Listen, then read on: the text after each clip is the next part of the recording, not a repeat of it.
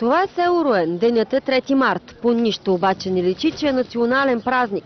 Не звучат патриотични песни, няма поднасяне на венци, не се издига националния флаг. Всъщност така е от години. Тук от много отдавна не се отбелязва тази дата. А жителите на общината нямат и най-малка представа какво е 3 март и кои са националните ни герои. Дали кръвта си за освобождението на България от турско робство. Някои дори не се гордеят, че са българи и със славното ни историческо минало. Знаете ли какъв ден сме днес? Да, 3 март. Какво е днес? Днес ден на жените. Днеска среда. Знаеш ли какъв ден е днес? Не знам. Не знаеш. А това, че днес е национален празник? 3 март, говори ли ти нещо? Какво да говори? Весело ден. Хубав ден. Какво да правим? Какъв ден сме днес? Абе, що ми задават такива глупости въпроси? Какъв ден сме днес? Днеска ли? Да. Среда? Сряда. Да. Само това ли знаете за днешния ден? 3 март. Какво е станало на 3 март?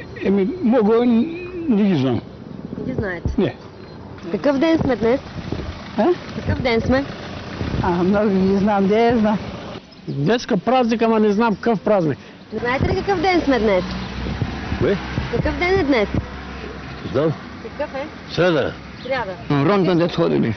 Днеска празнуват. На фронта. Ронта. Разпала там. Тя след ги избили. Biz Balkan'dan geldik. Orada А знаеш ли какъв е днешния ден, 3 март? ne bileyim, ne znam bu komşu ne diyeceğim bilmiyorum ki. Празник ли е за вас днес?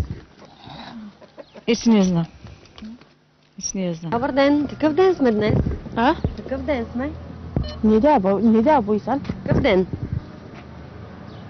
Hiç bilmem ki. Не ме ли разбирате? Ne? Не. Hiç haberim yok bir şeyden.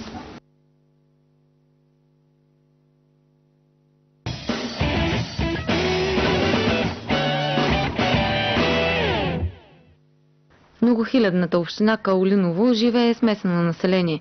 Българите все повече се превръщат в малцинство. Който е на власт, диктува правилата, а тук на власт са ДПС. 3 март е, но в Каолиново нищо не подсказва, че е национален празник. Макар общината да не се е погрижила за тържественото отбелязване, кмета и всички негови служители се възползват от почивката.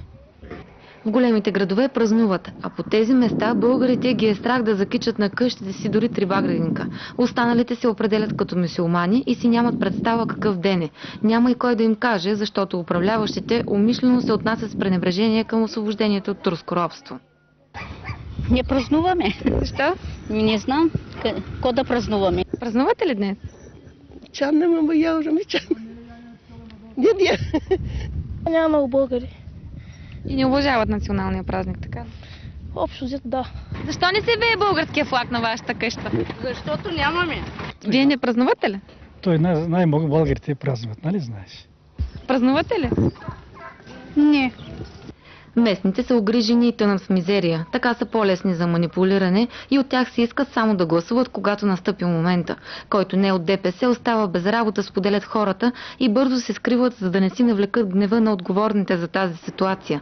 Повечето от тях едва издържат семействата си и с мъка разказват за проблемите си, които са далечни и напълно непознати за жителите на столицата и част от областните центрове.